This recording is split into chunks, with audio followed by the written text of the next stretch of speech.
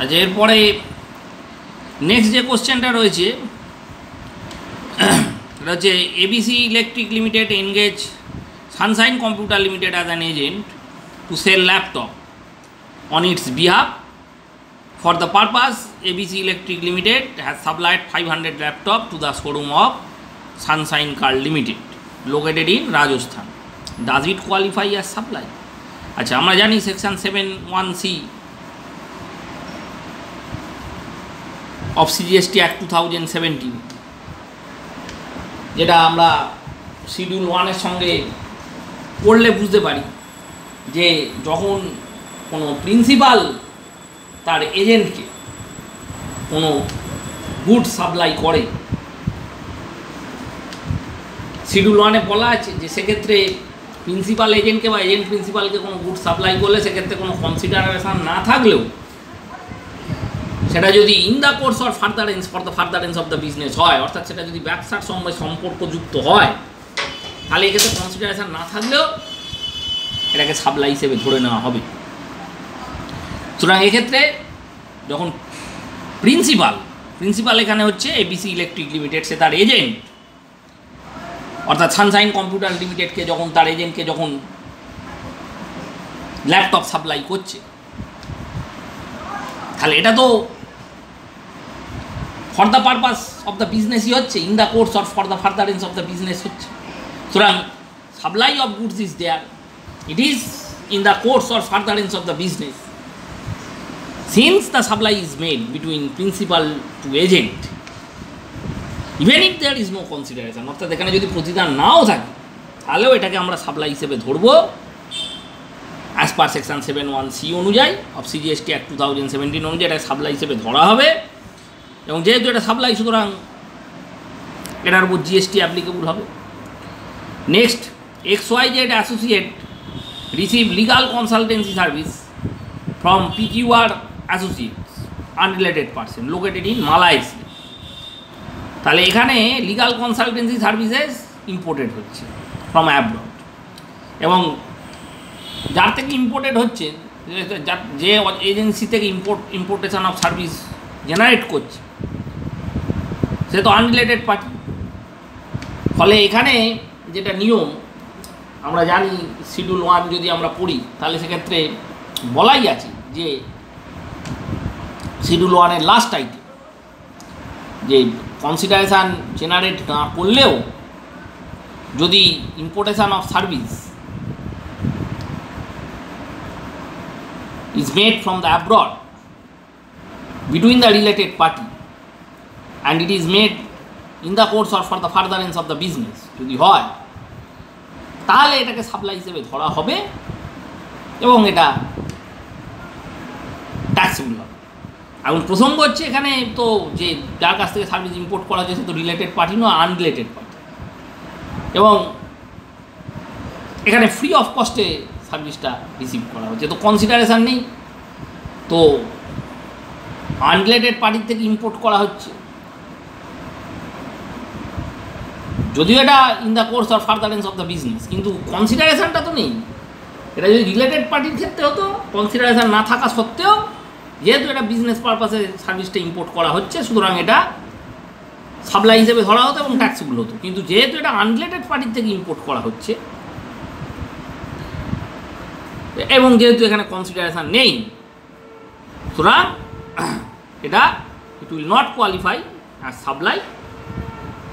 আর GST আসার তো প্রশ্নই নেই, যেহেতু এটা সাপ্লাই হিসেবে কোয়ালিফাই হচ্ছে না, সুতরাং এটার ওপর জিএসটি অ্যাপ্লিকেবল হবে না। আচ্ছা, এরপরে নেক্সট কোশ্চেন হচ্ছে এরকম, describe whether the following activities constitute supply or not. প্রথম যেটা রয়েছে, gift receive from friends at the time of wedding. বিয়ের সময় বন্ধুদের থেকে গিফট রিসিভ হয়েছে,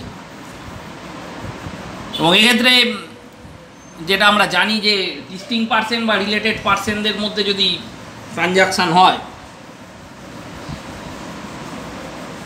as per section 7(1)(c) of CGST Act 2017 read with schedule 1, সেক্ষেত্রে ডিস্টিং পার্সন বা রিলেটেড পার্সনদের মধ্যে যদি সাপ্লাই হয়, সেক্ষেত্রে কনসিডারেশান না থাকা সত্ত্বেও যদি কনসিডারেশন নাও থাকে তাহলে সেটাকে আমরা ট্যাক্সেবল ইভেন্ট হিসেবে বা সাপ্লাই হিসেবে জাজ করি। কিন্তু এখানে বন্ধুদের থেকে বিয়ের অকেশানে গিফট নেওয়া হচ্ছে বা গিফট জেনারেট করেছে, এটা কি in the course or furtherance of the business, for the furtherance of the business? তা তো নয়। So supply of goods or services is there, এখানে রয়েছে, কনসিডারেশনও জেনারেট করছে, কিন্তু since it is not in the course of the business or not in the course or furtherance of the business, সুতরাং এখানে এটাকে আমরা সাপ্লাই হিসেবে ধরতে পারবো না এবং তার জন্য এটার উপর জিএসটিও আসবে না। Next, mister A gives his residential house on lease to Mr. B for residential purpose। এখন এখানে প্রপার্টি ভাড়া দেওয়া হচ্ছে, রেন্টাল টার্মটা তো সাপ্লাই অফ গুডস এবং সার্ভিসেসের মধ্যেই থাকে, আমরা সেটা তো আগে আলোচনা করেছি। তো রেন্টালটা পিরিয়ডিক পেমেন্ট, এবং এক্ষেত্রে যে ভাড়াটা দেওয়া হচ্ছে সেটা যদি in the course or furtherance of the business হয়, made in the course or furtherance of the business, এটা যদি হয়, স্যাটিসফাই করে এই কন্ডিশন, তাহলে এটা সাপ্লাই হবে। এবং এ তো 7(1)B, সেই 7(1)D সেকশানে সেটা মেনশান করা আছে। কিন্তু এখানে যেটা হচ্ছে যে যেহেতু বাড়িটা ভাড়া দেওয়া হচ্ছে রেসিডেন্সিয়াল পারপাসে, সুতরাং এটাকে তো বলা যাবে না যে property is rented in the course or furtherance of the business. এবং যখন এছাড়াও যখন এটা রেসিডেন্সিয়াল পারপাসে ভাড়া দেওয়া হয়, তখন ওই এটা এক্সেমটেড সাপ্লাই হিসেবে বা এক্সেমটেড সার্ভিস হিসেবে এটা ট্রিটেড হয় as per entry 12 of notification 12 of 2017। সেই অনুযায়ী সেই নোটিফিকেশানে বলা আছে যে যখন কোনো একটা প্রপার্টি রেসিডেন্সিয়াল পারপাসে ভাড়া দেওয়া হবে এবং সেখান থেকে যদি কোনো ভাড়া জেনারেট করে, তাহলে সেটার ওপর সেটাকে সাপ্লাই হিসেবে ধরা হবে না এবং তার উপর জিএসটি আসবে না, এটা একটা এক্সেমটেড সাপ্লাই। কিন্তু এখানেই যদি প্রপার্টিটা কমার্শিয়াল পারপাসে ভাড়া দেওয়া হতো, তাহলে এক্ষেত্রে এই রেন্টালটা, এই যে রেন্টটা পিরিয়ডিক পেমেন্টটা যেটা রিসিভ করা হচ্ছে, এটা সাপ্লাই হিসেবে ধরা হতো এবং এর উপর জিএসটি অ্যাপ্লিকেবল হতো। Next, A chartered accountant rendering services in the Srinagar আছে। শ্রীনগর জম্মু কাশ্মীরের মধ্যে বিলং করে, শ্রীনগর তো ট্যাক্সেবল টেরিটরি, ইন্ডিয়ার মধ্যেই রয়েছে, সুতরাং সেটা ট্যাক্সেবল টেরিটরি। এবং এক্ষেত্রে এখন যেটা হয়েছে, এক্ষেত্রে এটা ইউনিয়ন টেরিটরি আর কি, শ্রীনগর তো ইউনিয়ন টেরিটরির মধ্যে পড়ছে। কিন্তু এটা আমরা ডোমেস্টিক ট্যারিফ এরিয়াই বলতে পারি। সুতরাং যখন কোনো সার্ভিস কোনো ডোমেস্টিক ট্যারিফ এরিয়ায় প্রোভাইড করা হয়, মানে ট্যাক্সেবল সার্ভিস যখন প্রোভাইডেড ইন ট্যাক্সেবল টেরিটরি, এটা যেহেতু ট্যাক্সেবল টেরিটরিতে প্রোভাইড করা হচ্ছে, সুতরাং এটা তো ট্যাক্সেবল হবে, এটা সাপ্লাই হিসেবে ধরে নেওয়া হবে এবং এর উপর জিএসটি জেনারেট করবে। Next, a local club supply snacks to its member during monthly meeting for a nominal payment. আচ্ছা, এখানে লোকাল ক্লাব যেটা আনইনকর্পোরেটেড একটা অ্যাসোসিয়েশান হতে পারে বা বডি অফ পার্সন হতে পারে, সেক্ষেত্রে যেটা আমরা জানি যে সেকশান 7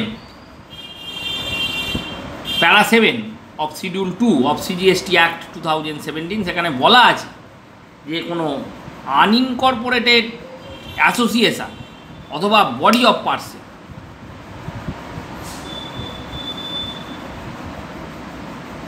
তারা যদি ক্যাশে বা ডেফার্ড পেমেন্টে কোনো পেমেন্টের মাধ্যমে অথবা কোনো আদার ভ্যালুয়েবল কনসিডারেশনের মাধ্যমে তারা যদি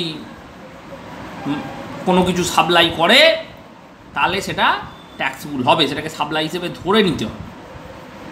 এখন এক্ষেত্রে যে লোকাল ক্লাব সেটা তো স্ন্যাক্স সাপ্লাই করছে কাদের, মেম্বারদের মান্থলি মিটিংয়ে, এবং তার এগেনস্টে তো কনসিডারেশান রিসিভ করছে। সুতরাং এক্ষেত্রে এটা কী করতে হবে, এটা it's constitute supply of the goods, এবং যার জন্য এটার উপর জিএসটি অ্যাপ্লিকেবল হবে। Next, sum receive from the employer on premature termination. এখন এখানে এই যে প্রিম্যাচিওর টার্মিনেশান আমরা যদি ধরে নিই যে আমরা জানি যে এমপ্লয়ি এরা রিলেটেড পার্সন, কিন্তু এটাও জানি যে এমপ্লয়ারকে যে সার্ভিসটা প্রোভাইড করেন এবং তার এগেনস্টে যে স্যালারি রিসিভ করেন সেটা সাপ্লাইয়ের মধ্যে আসে না। এটা অ্যাজ পার শিডিউল 3 আমরা জানি যে সার্ভিস যেটা এমপ্লয়ারকে প্রোভাইড করছেন in the course of employment, সেটা শিডিউল 3-তে একদম পরিষ্কারভাবেই বলা আছে যে সেই আইটেমটা সাপ্লাইয়ের মধ্যে আসবে না। সুতরাং এখানে যে পার্মানেন্ট টার্মিনেশান তার হচ্ছে এবং তার জন্য যে তিনি পেমেন্টটা রিসিভ করছেন, এটা যদি in the course of employment হয়ে থাকে, নিশ্চয়ই এটা ইন দ্য কোর্স অফ এমপ্লয়মেন্টই হবে। টার্মিনেশান যখন হচ্ছে তাহলে নিশ্চয়ই সেই চুক্তি অনুযায়ী তো তিনি টাকা পাচ্ছেন, তাহলে এটা in the course of employment হচ্ছে। এবং এক্ষেত্রে যে এমপ্লয়ি যে পেমেন্টটা রিসিভ করছেন এমপ্লয়ারের থেকে, কনসিডারেশান আছে, সাপ্লাই অফ সার্ভিসের এগেনস্টেই কনসিডারেশান রিসিভ হচ্ছে, কিন্তু যেহেতু এটা শিডিউল 3-তে পরিষ্কারভাবে বলা আছে যে in the course of employment যদি এমপ্লয়ার থেকে কোনো অ্যামাউন্ট রিসিভ করে তাহলে সেটা সাপ্লাই নয়। যেহেতু এটা সাপ্লাই নয়, সুতরাং এটার উপর জিএসটি আসবে না।